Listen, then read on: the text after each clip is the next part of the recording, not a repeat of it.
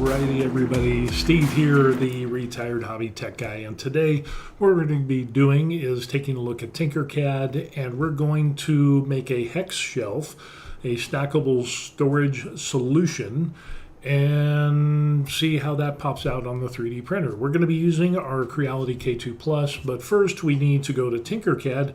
So before we do that, be sure to like and subscribe to the channel. I would really appreciate that. So let's just give you a few seconds. Just move the mouse, like, subscribe, ding, hear the bell, the whole 9 yards. You did that? All right, good. Thank you. Appreciate it. So let's jump into Tinkercad.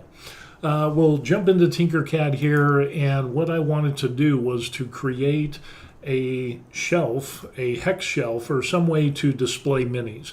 And then I realized that this would also work for a desk and kind of organizing some things. Maybe you want to put knickknacks or whatever, little pieces and parts. And I thought, you know what, first I wanted just one hex by itself. And then I thought, well, what I can end up doing is having a bunch of different hexes and then being able to join them together. And I went through a couple of iterations of that. And here is Tinkercad, and we have the current model right here. But let's kind of zoom in and we'll take a look, and I'll show you what I started out with. This was the original one that I ended up doing. And basically, you can kind of get an idea. I ended up just taking the hex, putting that out, and then I created another hex and reduced it approximately 5 millimeters and put that within this hex here so that we could have a 5 millimeter wall, and then I raised it up off of the floor 5 millimeters, so that way we have a 5 millimeter base. So if we take a look at this, let me see if we can click on this, and we'll go there. And there, what you can end up seeing down here is that difference of 5 millimeters. So we could raise, basically what we ended up doing is raising this up 5 millimeters, and boom, what we ended up doing was eventually, no, that's not what I want to do. I want to keep that. I'll just move on to the next one. And I joined those together, and what we ended up was this right here of having a nice container. And with that, it was like, okay, well, there are some things that I want to end up doing next. And I started out with a smaller version, as we can see here. And then trying to get this cut out was such a pain in the butt, because basically what I had to end up doing was taking this hole, and we just kind of did this, and we extrapolated it and brought it out and raised it up. And basically what I ended up doing is kind of doing this number here of, kind of rotating this, and then I had to kind of play with it a little bit and then move it until it was just, right at, I could play with it a little bit more so I could get this cut out here. And of course we had to end up raising this up. And yeah, it was a pain to do. It was like trying to get the perfect angle so that way it wouldn't cut off here, so it would cut off there. So it was going back and forth and all that stuff. So I'm still trying to play in how I could do that. But basically it's just kind of eyeballing it and cutting that piece out. And then, yeah, that's what we ended up with there. So joining all those together, and this was the piece. So this would be your base, and so it would set up like this. And yeah, it was kind of a cool little thing. And I actually printed out some of those, and I kind of liked it. They were smaller, but I wanted something a little bit bigger, so I went back to the drawing board, and that's where we end up having these larger ones. So basically I ended up taking this, a larger version, and this is the current model that we have right here. So if we take a look at this, and it's in its locked form, but what we can end up seeing is that we still have a good amount of space, and this is approximately from here to here is approximately 100 millimeters. Again, we've got a 5 millimeter base, and then what I ended up doing through a lot of trial and error is cutting in these holes here. So we've got these holes, and of course all I ended up doing is splitting the difference. And let's take a look at the transparent version. So basically what I ended up doing is creating a square like this, and using that, moving it into the shape here, and then grouping it so we ended up having that hole. And then through a series of trials and error and a lot of angst and frustration, being able to mirror this from one side to the other to get it perfectly within the middle was, I think it ended up just being dumb luck. And then being able to do that on each side, because it's really hard to do in Tinkercad, and I haven't found a good way to do it. And again, it took me a real long time to do that. So anyway, what we ended up with is these little holes here, and this tab, we would be able to use this tab, and this tab is like, this is 13.75 millimeters by 13.75. And I think this one is 1.75. And then I also made tabs that were 2 millimeters. But what I found is when I printed out those tabs, they ended up being a little bit thicker. So that's why I made this one 1.75. And the gap on here is like 2 or 2.1 or something like that. So basically what I ended up doing is using these tabs and made them just a few point, what is it, 0.01 or 0.02 millimeters smaller for this little connection tab that would fit into this slot. Half of it would go into this side and half would go into the other side. So a little bit of a trial and error there, but it ends up, it turned out the current model, this is the version 3, and I'm pretty happy with it. So that's why I'm going to lock this and we'll lock that. So that way we can't accidentally, make some changes that I don't want to do, because I've done that. So that is the current model of what we have. So now what we're going to end up doing is we're going to go over to our table to take a look at the final product. Now I have the two versions. I have the version, I guess you could say the version 2, which was the smaller one, and then the version 3, which is the larger one. And then you can tell me which one you think is better. So with that, I'm going to have to move some stuff. So bear with me. We're going to have to turn the chair around like so. We're going to have to take the microphone, and we'll put the microphone over here like so. And then now, let's just zoom over here. Okay. Like I said, what we ended up doing is we have a couple of versions here. And let me see. Can you all see that? I need to see if what I'm doing is visible. I'm trying to get my bearings. So this is the smaller version that I've made. Okay, there we go. So everything's in frame, and basically, like I said, what I ended up doing with these is creating these holes. And unfortunately, with this model, I only used 2 walls, and it wasn't, and the infill was like 3%. So there wasn't a lot of infill in this bottom 5 millimeters and that hole in the center. So it was really weak. So putting these things together ended up being experience some cracking on, was it this one or the other one?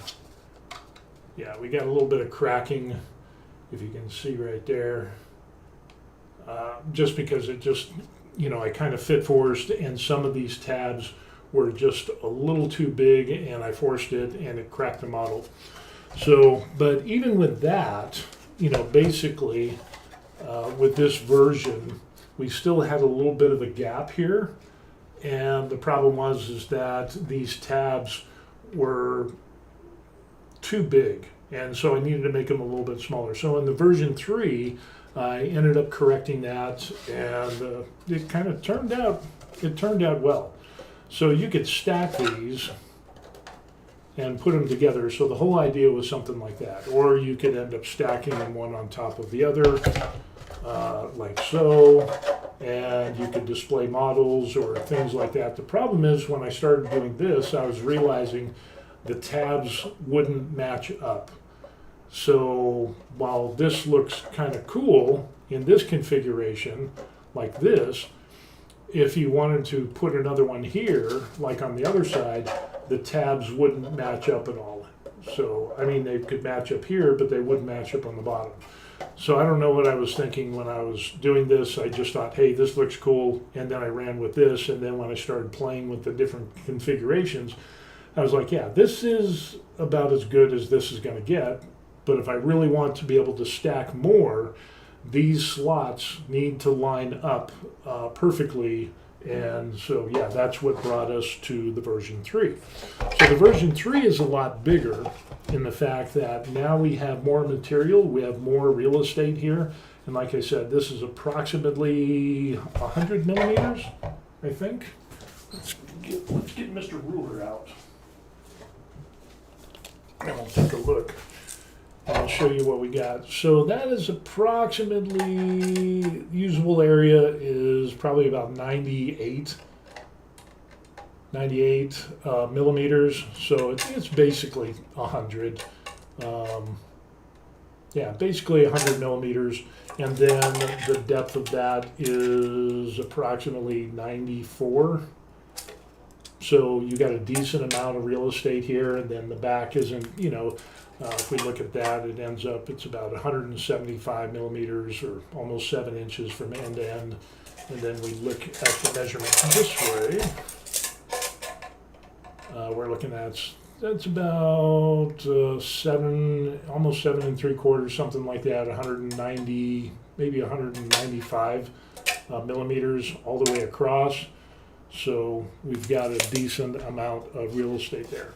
But yeah, trying to make all these and get these slots within the center of all these was really challenging. But with that, yeah, it turned out pretty good. And I think with the new, the smaller size of the tabs, and I'm going to post this on the Creality Cloud website for my page, and it will have tabs that are 2 millimeters thick, and then we'll also have tabs that are 1.75 millimeters thick, and of course these are smaller than let me see if we can show you. If you can see that, what we can end up is we've got a little bit of wiggle room on each side for that to go into. So you get a positive catch on this for the tab being there. But you also have some flexibility to take it out, and it hasn't split the model on any of the places, so I'm pretty happy with that. So if we ended up doing something like this, you know, we could put this together, and that's a kind of a nice little thing. And then you could end up, you know, putting your miniatures in here, and you got some bigger ones, and I don't know if the Hulk will fit. Oh, the Hulk fits. Check that out. That I wasn't expecting that. Cool, awesome. So the Hulk fits on there. We have like some of these other ones, like these larger ones here, which these will end up fitting. So yeah, you could have a cool display for your models and things like that. So I mean, when we're looking about what is the usable space, we're looking at about 165 millimeters. Maybe 166, you know, by 100. That could be pretty cool. You know, you could do a number of different, you know, models that you could put in here, and you know, switch stuff out.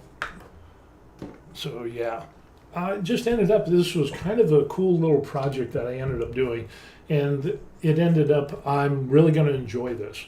So. Ways that you could use this, of course, you could stack these up like I've shown here, and even to the point of where these match up. And we're going to test this because I haven't actually tested this out. The joys of live video. So we'll go ahead and we'll throw a couple of these in there. And the moment of truth is that it fits. Look at that. So, and it might need, as we look on the back, it might need a little bit of sanding, and I could probably press fit. Yeah, there we go. So, you know, we definitely got those in the correct position, and it's good to go. So you could end up having different configurations of this, which is pretty nice. You could have another one here.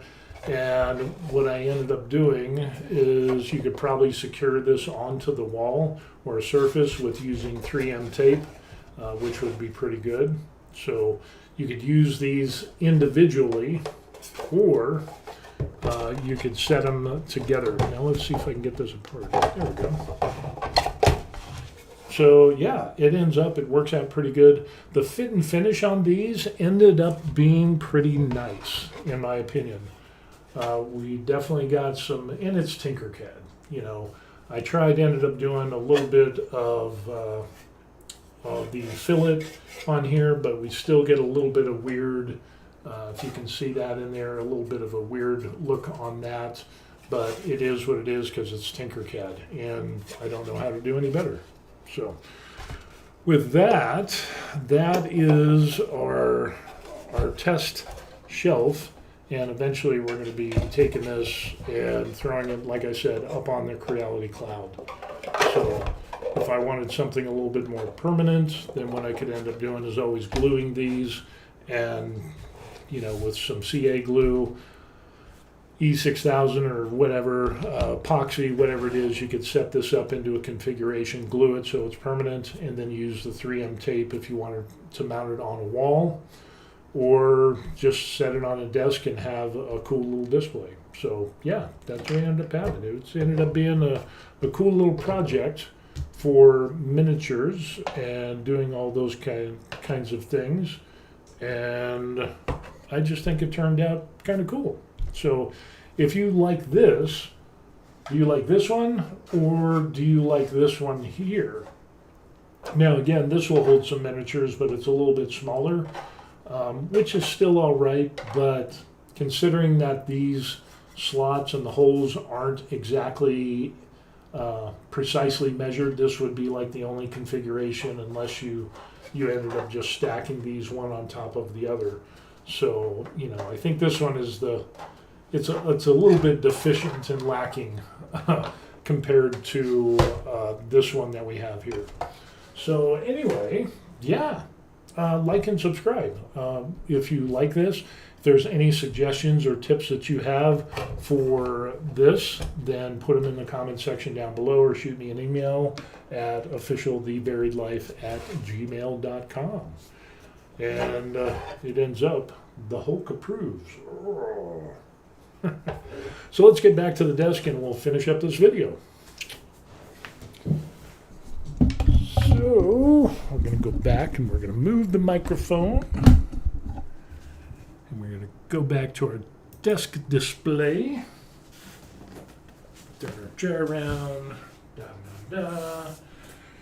and there we go. Okay, so excuse me.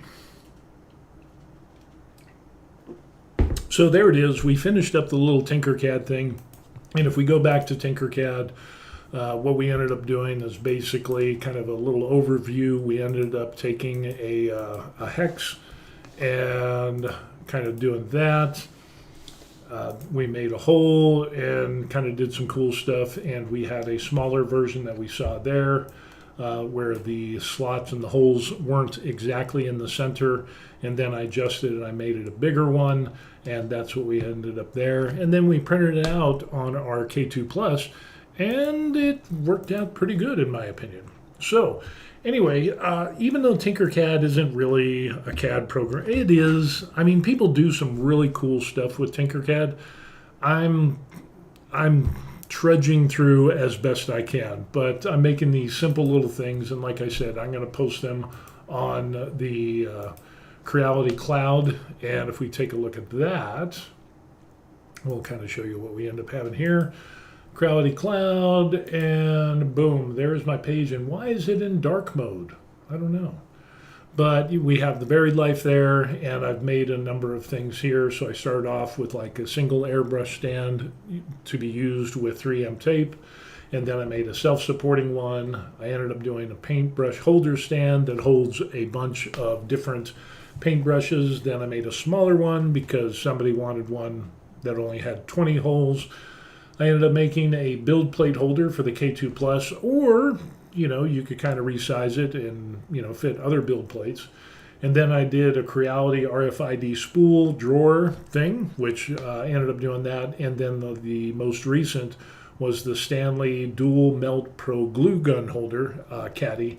And then we're going to be adding that shelf system along with all of these things. So yeah, if you enjoy that stuff, really appreciate it. And as we can see there, yeah, I think that turned out really well.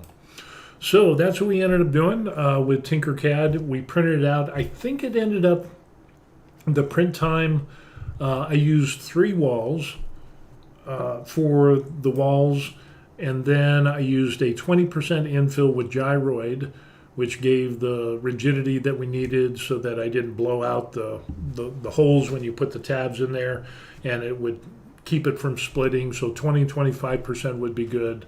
And I used on this was a layer height of 0.2, so that turned out okay. And then what are some other things? I did supports, enabled supports with the default support, and I got to be honest with you.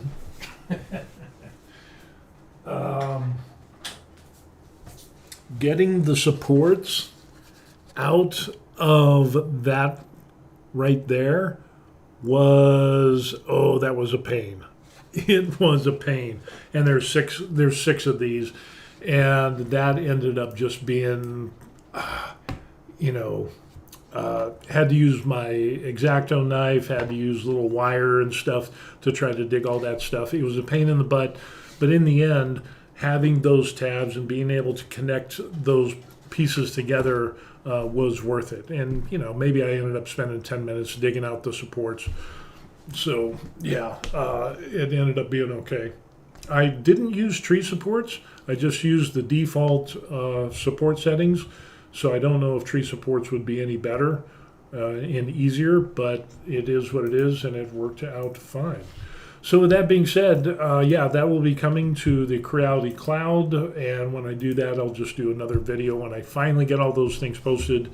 I've got the files, I've got the 3MF that will be posted on there as well, so if you have a K2+, boom, you could just plug it in and go.